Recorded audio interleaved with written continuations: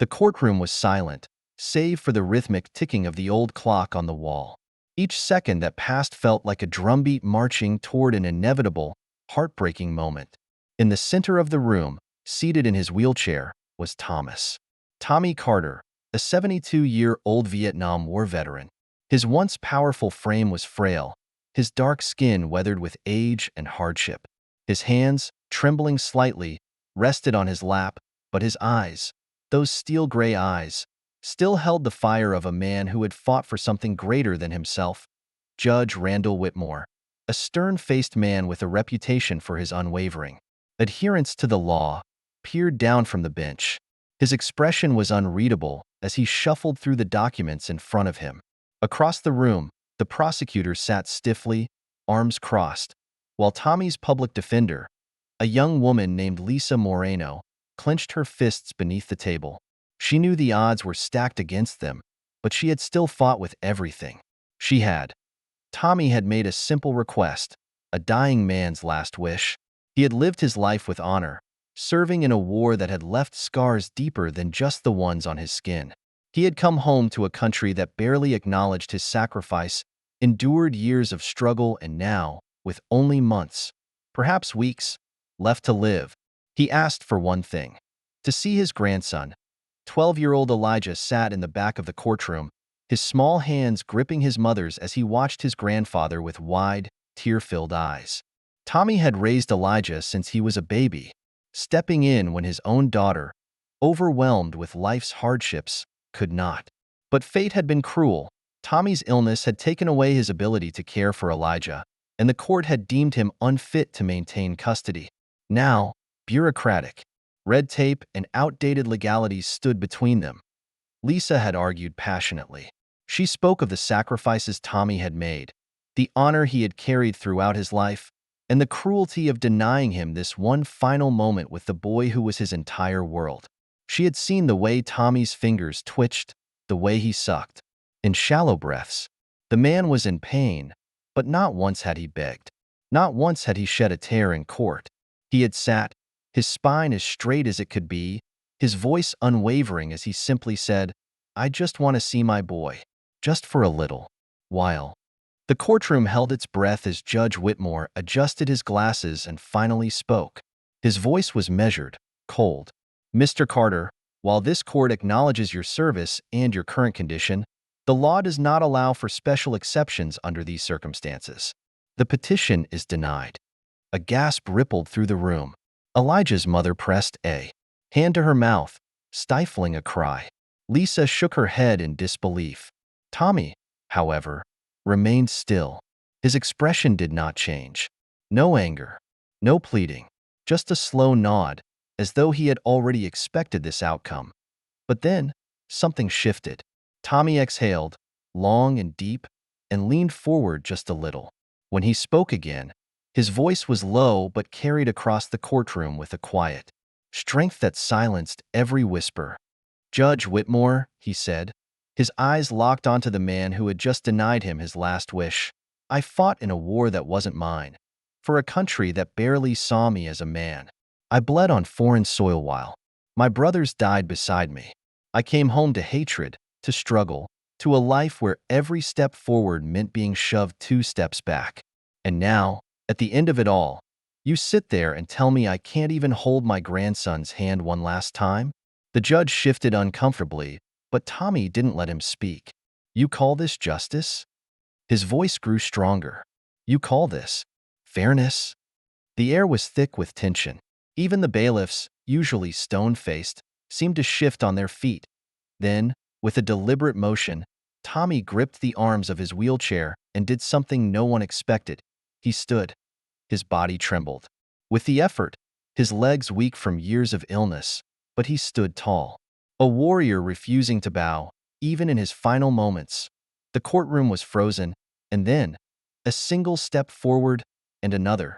Gasps filled the room as Tommy Carter, a dying man, did what no one thought he could, and in that moment, every soul present knew this was not just an old soldier making a stand. This was his final act of bravery, and it was about to change everything. A stunned silence filled the courtroom as Tommy Carter stood, his frail body trembling from the effort. His grip tightened on the armrests of his wheelchair, his knuckles turning white, but he refused to sit back down. His breath came in slow, measured inhales, each one feeling heavier than the last. The weight of his years, his battles, his struggles, none of it mattered now. He was standing, and he was looking Judge Whitmore directly in the eyes. Elijah gasped, his small hands gripping his mother's sleeve as he watched his grandfather rise. He had never seen Tommy stand in his life. Ever since he could remember, the old man had relied on that wheelchair, his body too weak to carry him. But now, here he was, standing tall like a soldier on the battlefield, as if sheer willpower alone was keeping him upright. Lisa Moreno, his attorney, was frozen in her seat.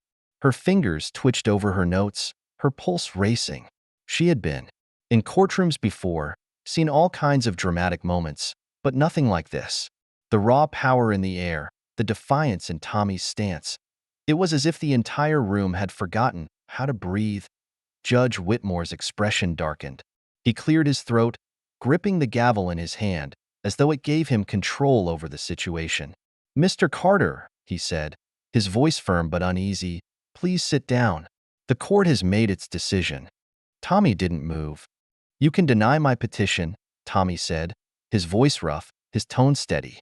"You can sit there in that robe, behind that bench, and act like this is just another case. But to me, this is my life. My last request. My grandson is sitting right there, and you're telling me I can't even say goodbye to him?" A murmur spread through the courtroom. Even the spectators, most of them strangers to Tommy, felt the injustice in the air. A few people shook their heads. Others whispered to one another. Judge Whitmore sighed, pressing his fingers against his temple. "This court is bound by the law, Mr. Carter. Emotion cannot dictate the ruling." Tommy let out a sharp breath, his jaw tightening. Then maybe the law is wrong. The judge stiffened. The prosecutor shifted in his seat. Tommy took another step forward, this one shakier than the last, but still, he did not fall. His whole body was screaming at him to stop, but he ignored it. He had survived worse. He had pushed through exhaustion, through hunger, through pain most people couldn't even imagine. He wasn't going to stop now. Lisa finally found her voice. "Your Honor, may I remind the court that Mr. Carter is in the final stages of his illness? Medical experts have confirmed he doesn't have much time left. This isn't about bending the law, it's about basic humanity." Whitmore's lips pressed into a thin line. He was a man who prided himself on order, on keeping emotion out of his rulings. But even he could see what was happening here. The courtroom wasn't just watching a sick man. They were witnessing something greater. A man who had been denied dignity for most of his life was fighting for it now, with everything he had left. Elijah, unable to hold back any longer, broke free from his mother's grasp and ran forward. "Grandpa!" he cried, his small voice cutting through the silence like a blade. Before anyone could stop him, before the bailiffs could react, the boy was at Tommy's side, wrapping his arms around his waist. Tommy let out a breath that almost sounded like a laugh. His hands, rough and calloused from years of work and war, rested gently on his grandson's shoulders. "Hey, kiddo," he said softly, his voice carrying a warmth that not even the cold courtroom could suppress. Elijah looked up at him, tears brimming in his big brown eyes. "You stood up," he whispered. "You really stood up?" Tommy nodded, his own eyes glistening. "Had to, didn't I?" The judge exhaled heavily, rubbing his temple. He glanced at the bailiffs, who were waiting for his instruction, unsure if they should intervene. But Whitmore hesitated. There was something undeniably powerful about what was happening in front of him. Tommy looked back at the judge. "You ever seen war, Your Honor?" The question caught Whitmore off guard.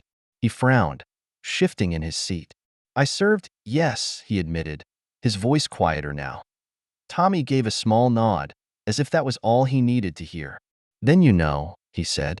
"You know what it's like to fight for something, to bleed for something, and then come home and be told it didn't matter. You know what it's like to be forgotten." The judge said nothing. Tommy took another deep breath, feeling the weight of his grandson's arms still around him. I never asked for much, he continued. Did my duty, came home, tried to live. But this is the only thing that ever really mattered. That boy right there. Elijah tightened his grip, burying his face against Tommy's chest. Lisa swallowed hard, watching the judge carefully. She could see the battle playing out in his mind. The courtroom was waiting. Judge Whitmore looked down at his hands, then back at Tommy. The old veteran was swaying now, his body finally reaching its limit, but he refused to fall. He had made his stand, and now it was up to the court to decide what happened next. Tommy could feel his body starting to give out. His legs, though locked in place by sheer will, threatened to buckle beneath him. But he didn't sit. Not yet. Not when the weight of everything still hung in the air, pressing down on the courtroom. Like a brewing storm. Elijah was still clinging to him, his small frame trembling, and Tommy gently stroked the back of his grandson's head. Lisa watched the judge closely, her pulse hammering. Judge Whitmore was a difficult man to read, but she saw the hesitation in his eyes. He wasn't as indifferent as he wanted people to believe. Something about Tommy's words had struck a chord. The prosecutor, a younger man named Jason Colby, cleared his throat. He had been sitting quietly through the last few minutes, absorbing the weight of what was unfolding. Now, shifting in his seat, he leaned forward. "Your Honor, if I may," he said, his voice carefully measured. "This court operates under legal precedent, not sentiment. While Mr. Carter's service is commendable, the law does not allow for an exception based purely on emotional grounds." Lisa turned to him sharply. "Are you hearing yourself?" she snapped. "He's a dying man. He's raised this boy since he was a baby, and you're really going to argue that a law written on a piece of paper matters more than basic human decency?" Colby didn't flinch, but something flickered in his eyes. He wasn't heartless. He was just doing his job, following the same rigid rules that had been drilled into him since law school. But even he had to admit, this was different. Judge Whitmore exhaled through his nose, tapping his fingers against his desk. "Ms. Moreno, I understand your argument," he said, his voice flat but with the faintest hint of weariness. "But the law is not designed to make exceptions based on individual cases. If I allow this, I set a precedent that could be challenged later in ways we cannot anticipate." Tommy chuckled under his breath, the sound dry and bitter. "You all love that word, don't you?" he said, his voice hoarse. "Precedent. The same word they used when they told me I couldn't sit at a lunch counter. The same word they used when they told me I wasn't allowed to buy a house in certain neighborhoods when I came back from Vietnam. And now you're using it to tell me I can't see my own grandson before I die." The words landed heavily, and the murmurs in the courtroom grew louder. Even those who had come for other cases were fully invested now. A woman in the back dabbed at her eyes. A man in a suit shook his head, arms crossed. Lisa saw an opening and took it. "Your Honor, this is about more than legal precedent," she pressed. "This is about a child and the only father figure he's ever known. Elijah has already suffered enough by being separated from the one person who has always been there for him. Are we really going to let bureaucracy take away his chance to say goodbye?" Judge Whitmore looked at Elijah. The boy was still gripping Tommy, his small fingers curled tightly into his grandfather's worn-out shirt. He wasn't crying loudly, but his face was damp with silent tears. The judge's jaw tightened. He turned back to Tommy, who was still standing, though it was clear he couldn't hold himself up much longer. "You served in Vietnam?" Whitmore asked suddenly, his voice quieted. Tommy's expression didn't change. "Yeah," he said simply. "What unit?" "First Cavalry." Whitmore inhaled sharply. He leaned back slightly, staring at Tommy as if seeing him in a new light. "My father was in the First Cavalry," he admitted after a long pause. "He didn't make it back." The room went still again.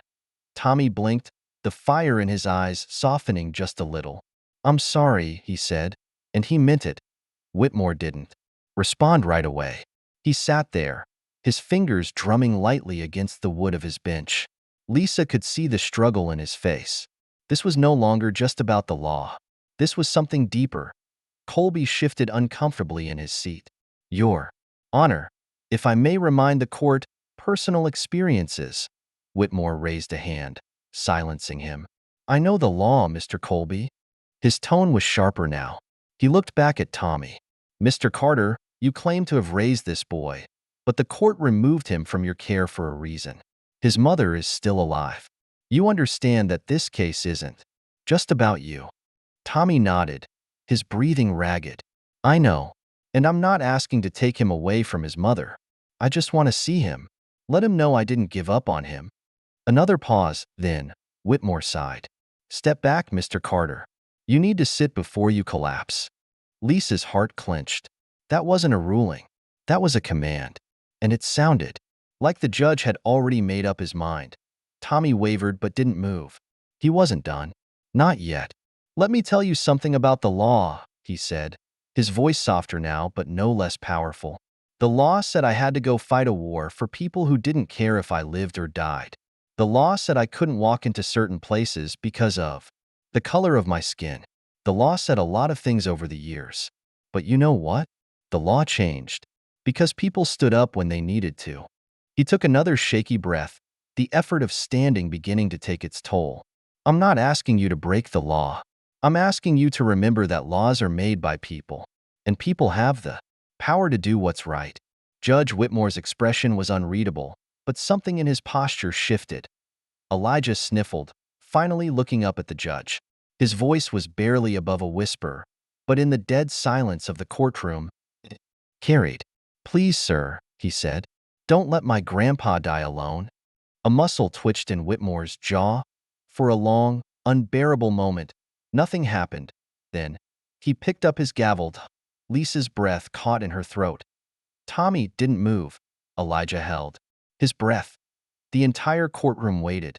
And then, the gavel came down, and everything changed.